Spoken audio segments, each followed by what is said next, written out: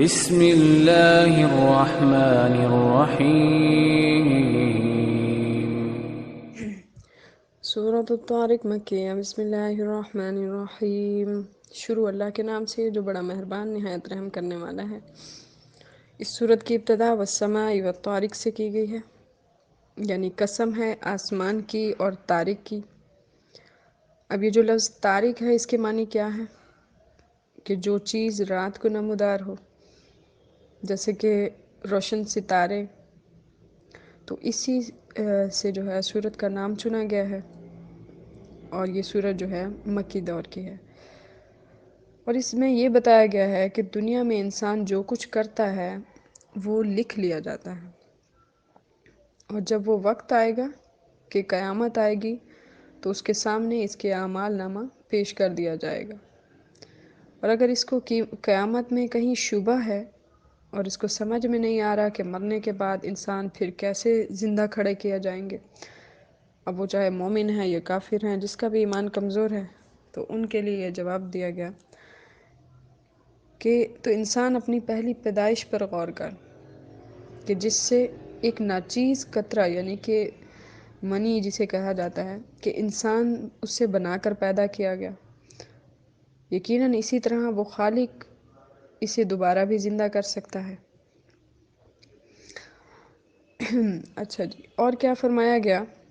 اس میں بتایا گیا کہ قیامت جو ہے وہ ضرور واقع ہوگی، یعنی اس صورت میں اللہ تعالیٰ نے دو چیزوں کی قسم کھائی ہے، ایک آسمان کی اور طارق، یعنی کہ آسمان پر جو ستارے نکلتے ہیں رات کو۔ پھر خود ہی اللہ تعالیٰ نے فرمایا کہ طارق ایک چمکتا ہوا تارا ہے، اور طارق کے معنی ہے رات میں آنے والی۔ یہ تو یقین کے ساتھ کہنا مشکل ہے کہ طارق سے کون سا تارا مراد ہے، البتہ اتنی بات ظاہر کر دی گئی ہے کہ روشن ستاروں میں سے یہ کوئی ایک چمکدار ستارہ ہے۔ تو فرمایا قرآن پاک میں اللہ تعالیٰ نے کائنات اور اپنی دوسری مخلوقات کی اکثر قسمیں کھائی ہیں، اور قرآن پاک کی جو کثرت قسموں کی کھائی گئی ہے، اس کے معنی جو ہیں وہ صرف اللہ تعالیٰ نے اپنی مخلوقات کو کسی نہ کسی بات کی دلیل یا ثبوت کے طور پر پیش کیا ہے، اور انسان کو ان چیزوں کے بارے میں غور کرنے کی طرف متوجہ کیے گیا ہے کہ جن کی قسم کھائی جاتی ہے۔ اور یہی صورت یہاں بھی پیدا کی گئی کہ اللہ تعالیٰ آسمان اور کائنات کی طرف اور کسی خاص چمکدار جو چیز ہے جسے ہم تارا کہہ سکتے ہیں، وہ کس طرح انسان کو متوجہ کرنا چاہتا ہے۔ اب فرمایا کہ کائنات کا مشاہدہ کریں تو اللہ کی ذات اور اس کی صفات اور اس کی حکمت اور قدرت کے بارے میں انسان کے اندر یقین پیدا کرنے کے لیے بڑا ہی کامیاب راز ہے اور ذریعہ بھی ہے۔ یعنی اگر کوئی انسان جو ہے یہ غور و فکر کرے تو یقیناً اس نتیجے پر پہنچ جائے گا اور اس حقیقت کو قبول کر لے گا کہ یہ سب کچھ بلا مقصد اور بے نتیجہ نہیں ہے، بلکہ اس کا کوئی مقصد ہے اور سب کو کوئی نہ کوئی انجام ضرور ہونا ہے۔ اور فرمایا کہ کچھ لوگ جو ہیں وہ اس کا صحیح استعمال نہیں کرتے، یعنی کہ عمل اور ارادے غلط ہوتے ہیں۔ جیسے ہم اسٹرالوجی کو دیکھ لیں کہ وہ جو ہے ستاروں کی دنیا سے ایسی باتیں نکالتے ہیں جو شرعاً جائز نہیں ہیں، یعنی کہ صرف اس کی حقیقت کو سمجھنا ہے کہ یہ تخلیق کرنے والا اور ایک وقت پر رات آنے والی اور صبح آنے والی یہ سارا عمل کون کر رہا ہے، اس کے پیچھے کون ہے۔ یا کوئی بھی انسان کوئی جتنا بھی طاقت رکھتا ہو، وہ یہ نہیں کر سکتا کہ دن میں رات نکال لے اور رات کے بعد دن کو روشن کر دے، یعنی کہ ہر چیز جو ہے وہ اپنے وقت پر ہو رہی ہے، تو یہ کون کر رہا ہے۔ تو جب انسان جو ہے اس چیز کو پہچانے گا تو یقیناً آخرت پر اور آخرت کی جو سزا اور جزا ہے اس پہ ضرور ایمان رکھے گا۔ اور فرمایا یہ سارا انتظام جو ہے یہ اسی دن کے لیے کیا جا رہا ہے جب ہر ایک کو اپنے پیدا کرنے والے کے حضور حاضر ہونا ہوگا اور اس کے سامنے زندگی کا پورا حساب پیش کرنا ہوگا۔ اور پھر فرمایا وجود انسانی جو ہے یہ بھی قیامت کی ایک نشانی ہے، یعنی ان آیات میں کیا بتایا گیا کہ انسان کو اگر قیامت میں دوبارہ پیدا کیے جانے اور زندہ کر کے کھڑے کیے جانے میں شک شبہ ہے تو اس کے چاہیے کہ وہ اپنی پیدائش پر سب سے پہلے غور کرے کہ وہ جو اتنا غرور کر رہا ہے وہ یہ تو سوچے وہ کس چیز سے پیدا کیا گیا ہے۔ اول تو انسان کو اب دیکھا جائے، چاہے کوئی غریب ہے چاہے کوئی امیر ہے، ہر طرح کا انسان جو ہے وہ ایک ہی طریقے سے پیدا کیا گیا ہے اور ایک ہی طریقے سے اس نے قبر میں جانا ہے۔ اور فرمایا کہ قرآن پاک میں اللہ تعالیٰ نے انسان کو اپنی پیدائش کے بارے میں بہت زیادہ غور و فکر کرنے کا کہا کہ وہ اپنے بارے میں اندازہ لگا لے، کیونکہ اس سے اللہ کی حکمت کا اسے اندازہ ہوگا اور جو اسے حیرت میں ڈال دے گا۔ پھر فرمایا فَلْيَنْظُرِ الْإِنسَانُ مِمَّا خُلِقَ، بس انسان کو دیکھنا چاہیے کہ وہ کس چیز سے پیدا کیا، یعنی جو مادہ ہے وہ کہاں کہاں سے جمع ہو کر لایا، اکٹھا ہوا۔ اور پھر خود ہی اللہ تعالیٰ اس کے جواب میں فرماتے ہیں خُلِقَ مِن مَاءٍ دَافِقٍ يَخْرُجُ مِن بَيْنِ الصُّلْبِ وَالتَّرَائِبِ، یعنی انسان جو ہے وہ اچھلتے ہوئے ایک پانی سے پیدا کیا گیا جو پشت اور سینے کے درمیان سے نکلتا ہے، اور یہی پانی سے مراد جو ہے منی ہے۔ اور فرمایا کہ اس سے مراد تمام بدن بھی ہو سکتا ہے، کیونکہ منی جو ہے وہ تمام بدن میں پیدا ہو کر پھر جو ہے وہ نکلتی ہے۔ تو اس کے بارے میں تھوڑے سے مفسر کہتے ہیں کہ نطفہ یعنی جس کو منی بھی کہا جاتا ہے، اس کے خلاصے میں بتایا ہے کہ جو اس کا کنیکشن جو ہے وہ خون سے ہے، یعنی خون انسانی بدن میں غذا سے بنتا ہے اور غذا حاصل ہوتی ہے، اور زمین سے اگنے والی چیزیں جیسے اناج ہو گئے، ترکاری، پھل، میوے، جو بھی چیزیں ہیں وہ غذا حیوانوں سے حاصل ہوتی ہے۔ تو فرمایا جیسے گوشت، دودھ، چربی اور انڈا، پھر دودھ، یہ ساری خوبیاں بھی بتائیں گئی کہ پھر ان سے جو معدے کا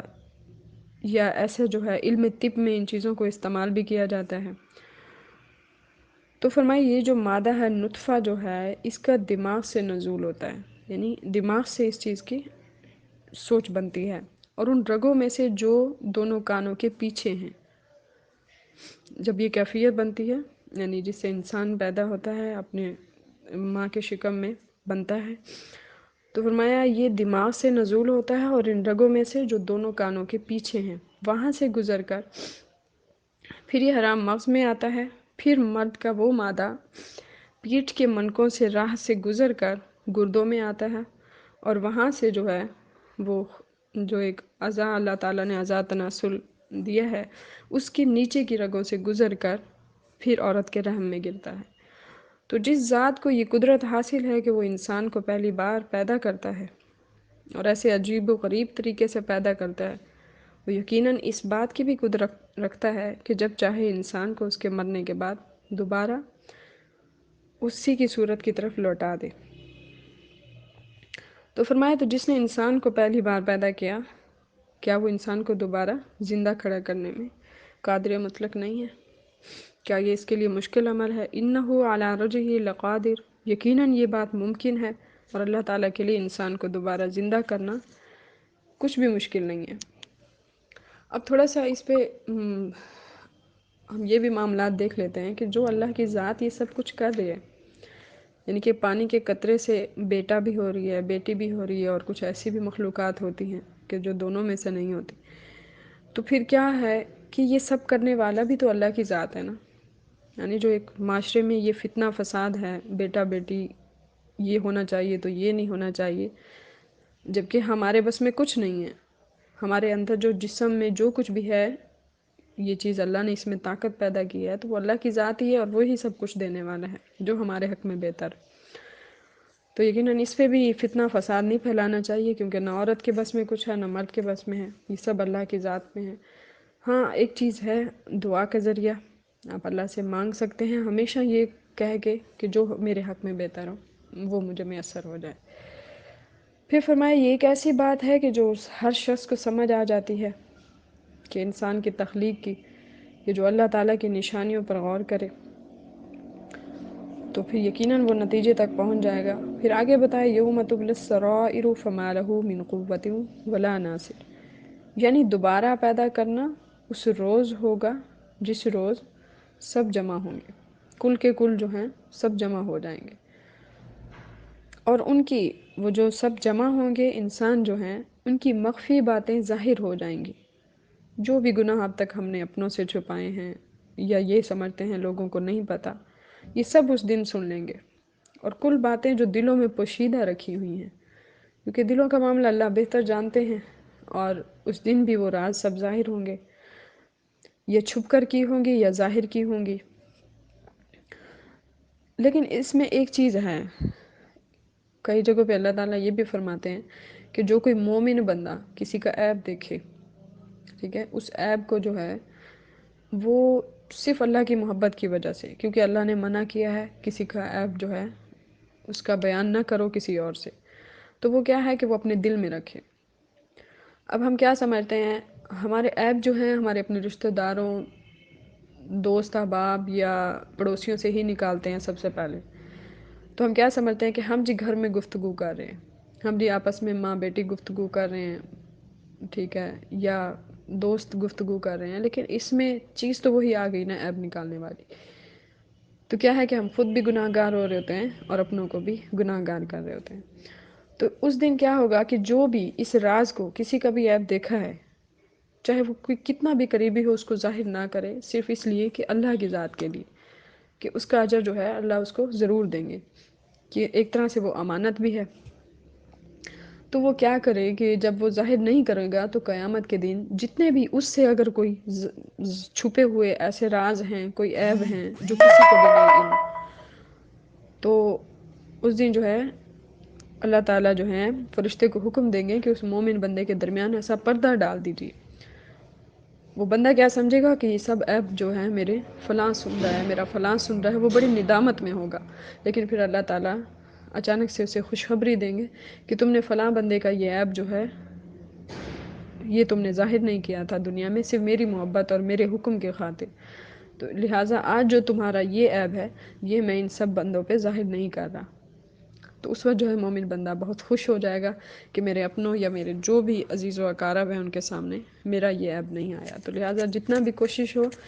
عیبوں کو اپنے اندر کنٹرول کریں اللہ کی ذات کی خاطر، باہر نکالیں گے تو ہمارے بھی کئی عیب ہیں،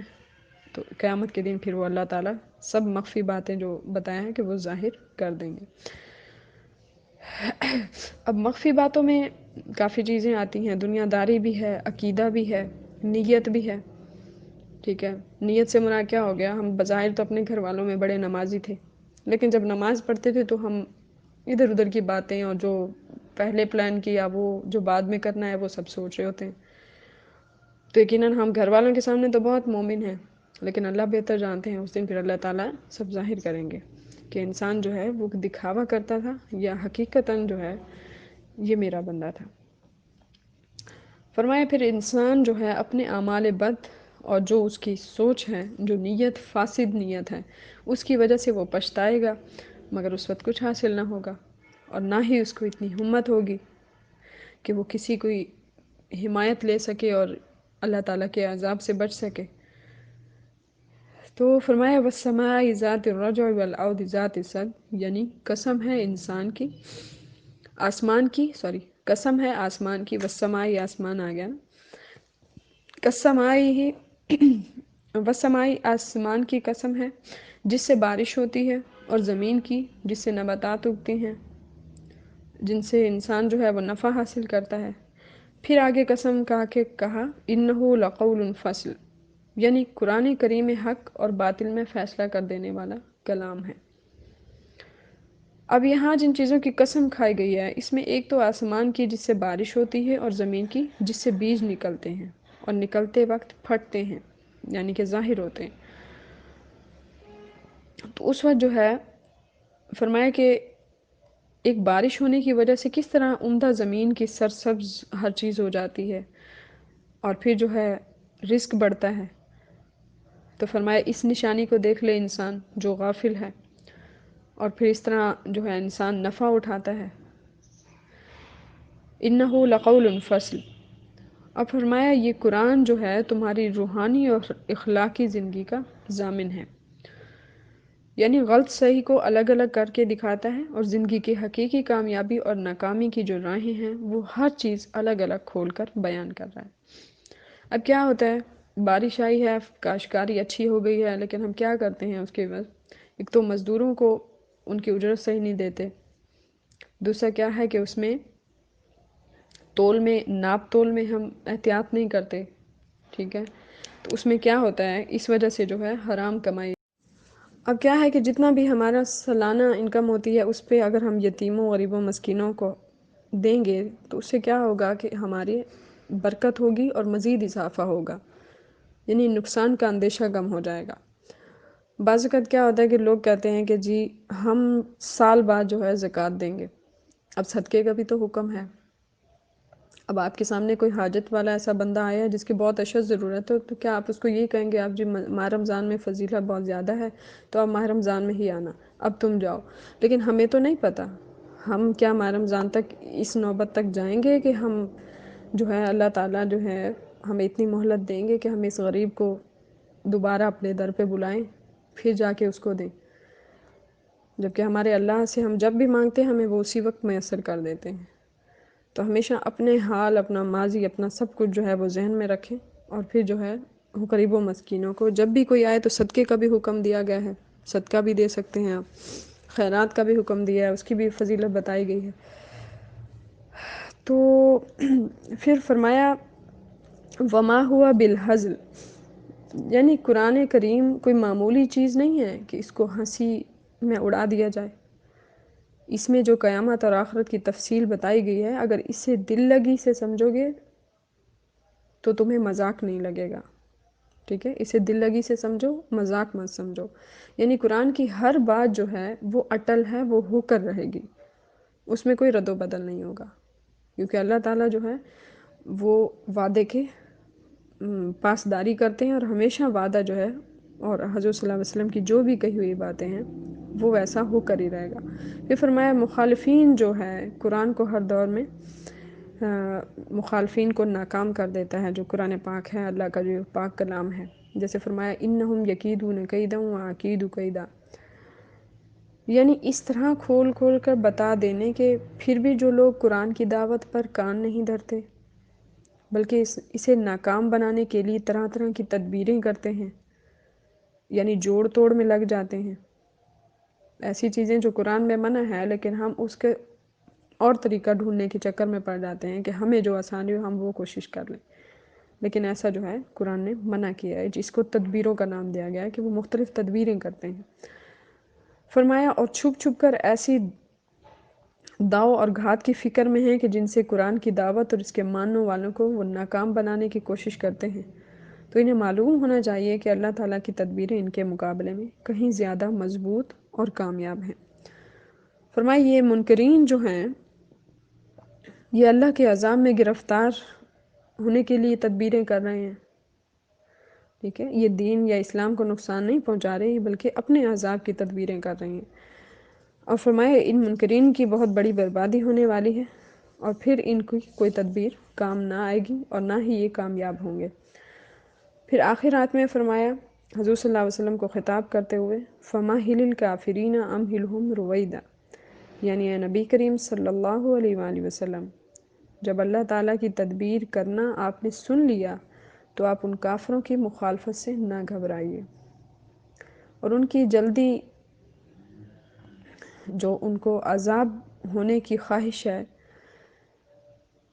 وہ انشاءاللہ ضرور انجام کو پہنچیں گے، بلکہ تھوڑے دنوں کے لیے ان کو ان کے حال پر چھوڑ دیجئے اور مہلت دے دیجئے، تاکہ اللہ تعالیٰ کی طرف جو ہے جب یہ آئیں تو پھر ان کا نتیجہ دیکھیے گا، تب ان کی جو ہے کوئی بھی تدبیر کام نہ آئے گی، اور اسلام کو غلبہ حاصل ہوگا اور کفار کو جو ہے تباہی اور بربادی نصیب ہوگی۔ تو مسند احمد میں ہے کہ خالد بن ابو جبل رضی اللہ تعالیٰ عنہ نے،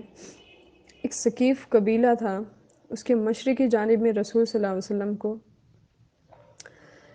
لکڑی پر یا کوئی کمان تھی اس پر ٹیک لگائے ہوئے دیکھ اس پوری صورت کو پڑھتے سنا، جبکہ آپ لوگوں سے امداد طلب کرنے کے لیے یہاں تشریف لائے تھے، تو حضرت خالد رضی اللہ تعالیٰ عنہ نے اسے یاد کر لیا۔ تو جب یہ اس قبیلے کے پاس واپس آئے تو پوچھا یہ کیا کہہ رہے ہیں؟ فرمایا یہ بھی اس وقت مشرک تھے، تو انہوں نے بیان کیا، تو وہ قریشی بھی وہاں موجود تھے جتنے، وہ بول اٹھے کہ اگر یہ حق ہوتا تو کیا اب تک ہم مان نہ لیتے؟ یعنی کہ ان کا ماننا نہ ماننا جو ہے وہ یہ سمجھ رہے تھے کہ اگر ہم مان جاتے تب دین سچ تھا، اگر اب ہم مان نہیں رہے تو پھر جو ہے یہ دین سچ نہیں ہے۔ تو نسائی میں ہے کہ حضرت جابر رضی اللہ تعالیٰ عنہ سے مروی ہے کہ حضرت معاذ رضی اللہ تعالیٰ عنہ مغرب کی نماز میں سورہ بقر یا سورہ نساء پڑھتے تھے، تو حضور صلی اللہ علیہ وسلم نے فرمایا، اے معاذ رضی اللہ تعالیٰ عنہ، کیا تو فتنے میں ڈالنے والا ہے؟ یعنی کیا تجھے یہ کافی نہ تھا کہ سورۃ طارق، سورۃ الشمس، سورۃ الضحیٰ والشمس والضحیٰ یعنی کہ یہ پڑھ لیتے، یعنی ایسی صورتیں پڑھ لیا کرو۔ کیونکہ جب امامت میں انسان ٹھہرا ہوتا ہے تو اس کے پیچھے کئی مقتدی ہوتے ہیں، کئی مجبوریاں ہوتی ہیں۔ اچھا، پھر فرمایا کہ ایک انسان کے اچھلنے والے پانی سے جو بات کی گئی نا، یعنی جو مرد کا نطفہ سے جو پیدا کیا گیا، پھر فرمایا کہ جو مرد کی پیٹھ سے اور عورت کی چھاتی سے نکلتی ہے، اور عورت کا یہ پانی زرد رنگ کا اور پتلا ہوتا ہے، اور دونوں سے بچے کی پھر پیدائش ہوتی ہے۔ تو یہ جو ہے انسان کے بننے کا سلسلہ، اس کو بھی آپ دیکھ لیجئے گا اور تھوڑا اس پہ غور و فکر کیجئے گا، کہیں کوئی کوتاہی ہے تو اللہ تعالیٰ جو ہے عمل کی توفیق دے۔ تو ایک جگہ تھوڑا سا میں آپ کو خواص بتا دیتی ہوں کہ جیسے کوئی دوائیاں ہوتی ہیں مریض کے لیے، پینے کی دوائیاں جو ہیں خاص طور پہ، ان پہ جو ہے سورۃ الطارق کو پڑھ کر دم کر دیا کریں، تو ان کے کہیں جیسے مضر اثرات ہوتے ہیں تو ان سے حفاظت ہو جائے گی۔ اور دوسرا کیا ہے کہ مردوں میں جیسے اگر احتلام کی بیماری ہو تو وہ سونے سے پہلے اس سورت کو روزانہ پڑھ لیا کریں، تو انشاءاللہ جلد صحت یاب ہو جائیں گے۔ جزاک اللہ۔